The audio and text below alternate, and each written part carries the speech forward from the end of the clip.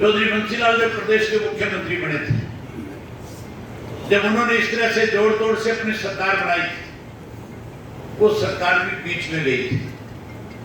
बड़ौदा के उपचुनाव में तुम इंडियन नेशनल लोकदल पार्टी के प्रत्याशी को जिता देना। जब आप उसको यहां से जिताओगे तो जैसे बंसीलाल की सरकार टूटी थी, उसी तरह से भारतीय जनता पार्टी और जेजेपी की सरकार सत्ता से बाहर हो जाएगी। कैसे बाहर होगी उसका भी बताता हूं। कैसे बंसीलाल की सरकार गई थी। बंसीलाल की सरकार इसलिए नहीं टूटी थी कि कोई बंसीलाल के सहयोगी छोड़ करके भाग रहे थे। बंसीलाल की सरकार का टूटने का कारण केवल एक था, नरवाना का उपचुनाव आया था। शमशेर सिंह सुरजेवाला को राज्यसभा में भेज दिया था, उस सीट पे उपचुनाव हो गया। और जब उपचुनाव हुआ था तो चौधरी ओम प्रकाश चौटाला ने नरवाना से चुनाव लड़ा था। और चौधरी ओम प्रकाश चौटाला जब नरवाना से चुनाव जीत गए तो फिर सारे प्रदेश के अंदर, देश के अंदर इस बात को लेकर के मैसेज गया कि आने वाला समय इंडियन नेशनल लोकदल पार्टी का है। और उस मैसेज से अनेक ऐसे स्वार्थी नेता थे जिन्होंने सरकार को छोड़ करके चौधरी ओम प्रकाश चौटाला के साथ आकर के खड़ा होना पड़ा। बंसीलाल की सरकार गई, चौटाला साहब की सरकार बढ़ी। आज भी उसी किस्म के हालात हैं। आज भी जो सरकार है उस सरकार में आपस में कोई तालमेल नहीं है। आज ऐसी हालत है कि सत्ता में बैठे लोग अपनी पार्टी के लोगों के लिए खुल करके पता नहीं कौन कौन सी भाषा का प्रयोग करते हैं। कोई खोपर कहता है, कोई कहता है सौदाई की मैंने। अगर उन सारी चीजों को आप देखो तो फिर आपको एहसास होगा कि आज सरकार नहीं, आज तो केवल माफिया और गिरोह बने हुए हैं जो केवल लूटने में लगे हुए हैं। इस सरकार ने इस लॉकडाउन के अंदर भी लोगों को लूटने का काम किया। हमें इस बीमारी से जहां बचाना चाहिए था, बचाने की बजाय हमारी जेबों पे डाके डाले गए। और डाके भी छोटे नहीं, बड़े डाके डाले गए। अगर आप चाहते हो कि इन सब चीजों से छुटकारा मिले, मैंने बड़ौदा विधानसभा क्षेत्र के बहुत सारे लोगों के साथ टेलीफोन पे संपर्क किया था, जो पुरानी पार्टी से जुड़े हुए थे, जिन्होंने सदा इंडियन नेशनल लोकदल पार्टी को मजबूत करने का काम किया था। मैंने उन सबसे प्रार्थना करी थी, मैंने उनसे कहा था कि आप सब साथी हैं, उनकी बात 4 तारीख को मीटिंग में आना। और जिस तरह से अब आज आपकी मीटिंग में जो उत्साह है,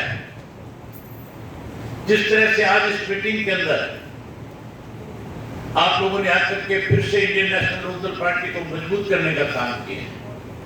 यहाँ सीआईडी वाले घूम रहे होंगे, उन्होंने आपकी फोटोएं भी खींची होगी। आज मुख्यमंत्री को भी दिखाएंगे, उप मुख्यमंत्री को भी दिखाएंगे। और फिर आप ये मान के चलो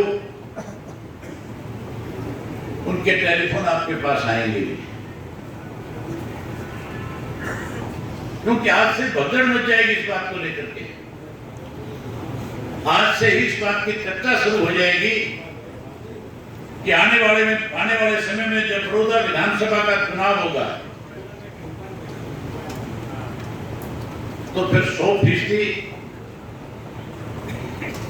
चुनाव में इंडियन नेशनल लोकदल पार्टी का प्रत्याशी विजयी होगा।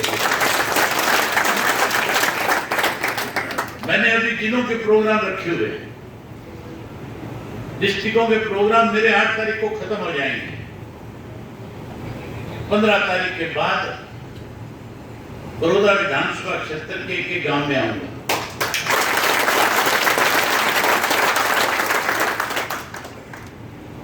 ना केवल गांव में जलसा करूंगा, ना केवल गांव के लोगों के बीच में भाषण दूंगा, बल्कि उन सब साथियों से घरों में जाकर के मिलकर के आऊंगा जिन साथियों ने हमेशा इंडियन नेशनल लोकदल पार्टी को ताकत देने का काम किया। जो मेरे खिलाफ प्रचार और प्रसार करते थे, जो लोग झूठ के घोड़े छोड़ते थे, जो झूठ की पोटली लेकर के साथ चलते थे, जहां जरूरत होती थी उसके मुताबिक उसमें से निकाल करके फेंक देते थे, अब उनके असली चेहरे सामने आ गए कि नहीं आ गए? अब पता लग गया होगा कौन झूठा है कौन सच्चा है, या कसर रही है अभी तक? अब कसर निकल गई भाई साहब, बोनस भी थूक के चाटेंगे। बच्ची कुची जो कोई है 15 तारीख के बाद आऊंगा, और 15 के बाद एक एक गांव में जाके के कार्यकर्ता से मिल करके सारी बात बता करके आऊंगा। मैंने एक फैसला कर लिया कि जिस घुआना से दिल्ली से पार्टी को इन लोगों ने कमजोर करने का काम किया था, उसी घुआना के अंदर फिर चौधरी देवीलाल का जन्मदिन मना करके